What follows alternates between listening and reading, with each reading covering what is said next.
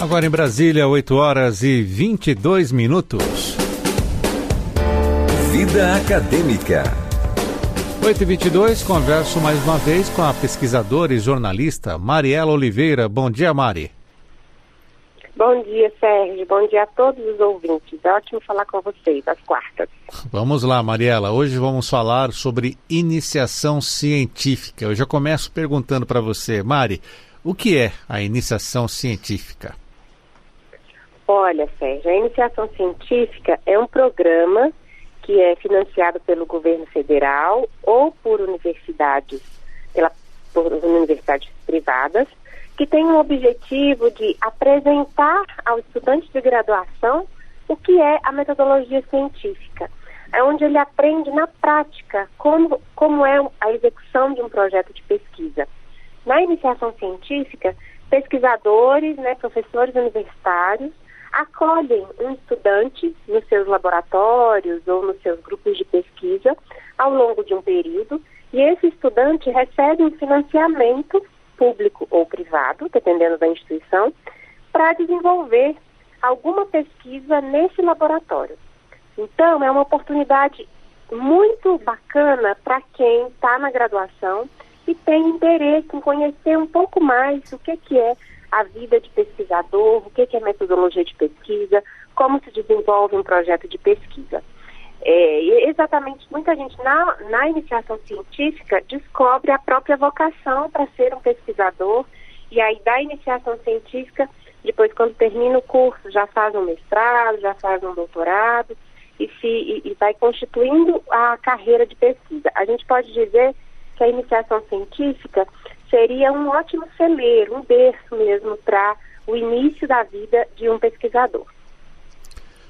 E qual é a importância, então, Mari, do programa de bolsas de iniciação científica? Quem é que financia isso? Isso, bom, esse programa é um programa do governo federal que é financiado pelo CNPq, o Conselho Nacional de Desenvolvimento Científico e Tecnológico. E neste programa, o estudante ele recebe R$400 para estar vinculado durante um ano a uma pesquisa específica. Em geral, o estudante não faz o projeto de pesquisa, ele vai desenvolver um projeto que foi escrito pelo seu orientador, vai ser o seu orientador de iniciação científica. E aí ele tem, então, esse financiamento público ao longo de 12 meses, e dependendo do desempenho desse estudante, tem umas avaliações, dependendo do desempenho, essa bolsa ela pode ser renovada, Sérgio. Mas o que eu quero ressaltar é que não é só o governo federal que financia, porque tem, inclusive, universidades privadas que, com recurso próprio, financiam. Aí o nome é um pouco diferente, pode se chamar Programa de Pesquisa de Início da Vida Acadêmica, alguma coisa assim. Mas essas universidades, algumas universidades privadas, já perceberam a importância desse incentivo à pesquisa para a graduação e tem o seu próprio financiamento, tendo inclusive as suas próprias reuniões de iniciação científica dessas universidades privadas. E Mari, quem participa e como se faz para participar desse programa de iniciação científica? Olha, pode participar qualquer estudante que esteja vinculado a uma universidade pública, se a universidade tiver esse programa bem desenvolvido e receber recursos do CNPq, ou o estudante de uma universidade privada que tenha esse programa de iniciação. Eu recomendo que todos que estão nos ouvindo, que sejam estudantes de graduação ou que conheçam algum estudante de graduação, fiquem de olho nos sites dessas instituições ou nos comitês de pesquisa, nas pró-reitorias de pesquisa, porque todo ano essas instituições lançam um edital, Sérgio, que tem as datas, os prazos, para que esses alunos possam fazer, expressar esse desejo de participar e participar da seleção. Porque, por exemplo, onde eu trabalho, na Fundação Oswaldo Cruz, a gente tem um programa de iniciação científica e uma vez ao ano tem o edital. Não é todo estudante que tem interesse em participar que vai ser contemplado com a bolsa. A gente prioriza os estudantes que têm o melhor desempenho acadêmico e os melhores projetos de pesquisa. E é interessante dizer, porque, por exemplo, lá na Fiocruz, a gente não tem o curso de graduação, a gente só tem pós-graduação. Mas aí a gente faz uma ampla divulgação nas universidades aqui de Brasília, por exemplo, dos cursos, né, de saúde, de comunicação, de direito, enfim, dependendo dos projetos de pesquisa que estão sendo desenvolvidos ali, para que estudantes, então, inclusive da rede privada, possam participar da nossa seleção e ser um estudante de iniciação científica de uma universidade privada, mas em uma instituição pública. E outra questão, Mariela, sobre a iniciação científica. Quais áreas, então, possuem bolsas para essa finalidade? Olha, Sérgio, todas as áreas possuem bolsas.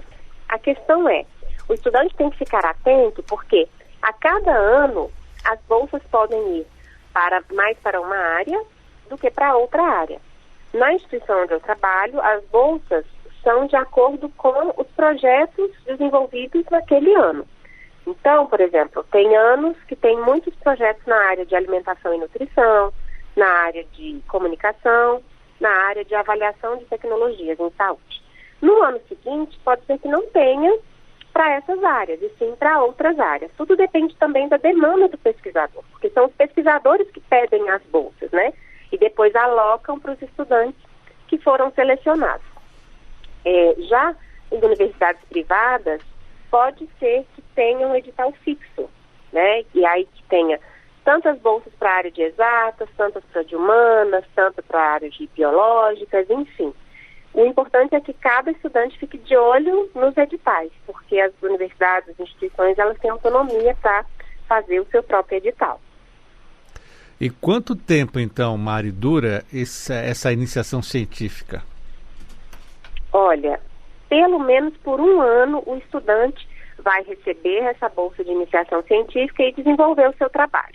Nesse um ano, ele vai conhecer qual é o grupo de pesquisa, ele vai entender qual é o tema de pesquisa, quais são as principais linhas daquele laboratório, e ele vai ter que cumprir ali as etapas metodológicas que o pesquisador responsável pelo projeto dele desenhou para aquele projeto. Ao final desse um ano, ele tem que ter tido a capacidade de coletar dados, analisar esses dados e apresentar um trabalho, como se fosse um trabalho final de curso, mas é uma versão mais simplificada, que cada instituição diz como vai ser. Por exemplo, na UNB tem uma reunião de iniciação científica onde os alunos vão ali para uma área da UNB e apresentam por meio de pôsteres. Então, tem mais de 500 pôsteres diferentes com alunos. Na Fundação Oswaldo Cruz, a gente faz uma reunião anual de iniciação científica. E como as nossas bolsas são em número menor, a gente faz uma banca, a mesma banca para todos os estudantes, né? Então, é uma tarde inteira, uma manhã inteira, os alunos apresentando. Não é pôster, é apresentação oral. Então, dura pelo menos um ano. A partir do rendimento do aluno, essa bolsa pode ser renovada. E Mari, você tem algum exemplo de iniciação científica que repercutiu, que foi bem sucedida? Eu tenho um bem próximo de mim. A minha atual mestranda na Universidade de Brasília, ela se chama Mariane Sanches, e ela trabalhou comigo na iniciação científica há uns 4 anos atrás.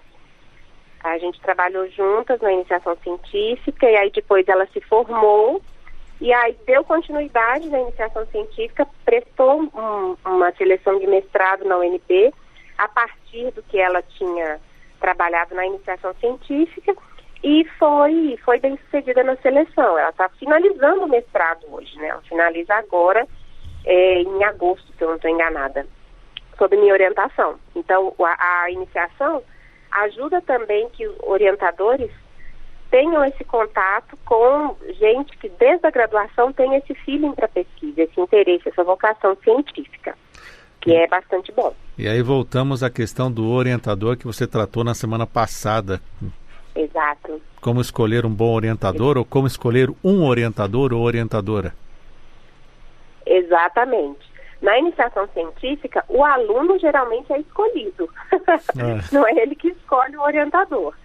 Porque Geralmente eu tenho um projeto de pesquisa e aí eu concorro e vai abrir vaga para o meu projeto e aí a gente seleciona os alunos. Mas o que eu recomendo se você já está na graduação, gosta de um professor, gostou de um tema de algum professor, fala com ele que você tem interesse, demonstre esse interesse, porque assim fica mais fácil, inclusive para o pesquisador. Assim. Lá na Fundação Oswaldo Cruz, como, por exemplo, a gente não tem curso de graduação, então a gente fica meio que, se tem um projeto, a gente fica, meu Deus, a gente tem que correr, achar algum aluno, enfim. Nas universidades onde os professores já têm contato direto com os alunos, fica até mais simples essa escolha, porque já conhece a trajetória do aluno, sabe que ele é responsável, que ele é disciplinado, enfim.